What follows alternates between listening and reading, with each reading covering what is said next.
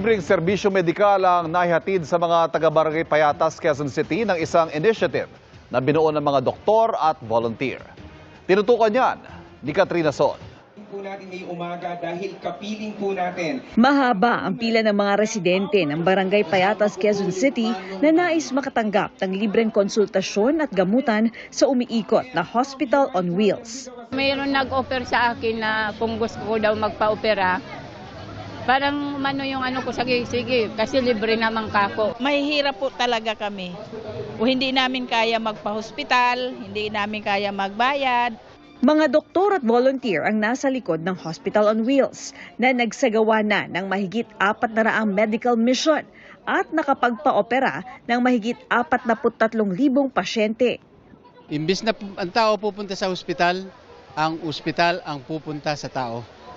Yan ang Hospital on Wheels. Ang problema natin, yung healthcare kulang na kulang. Especially yung hospitals, kung meron man, punong-puno. At saka kulang din sa specialists, kulang sa mga nurses at mga healthcare workers. Bukod sa medical services, nagtuturo rin sila ng basic life support training. At may mga aktibidad din para sa komunidad tulad ng chess, music at arts. Para sa GMA Integrated News, Katrina Son, nakatutok 24 oras.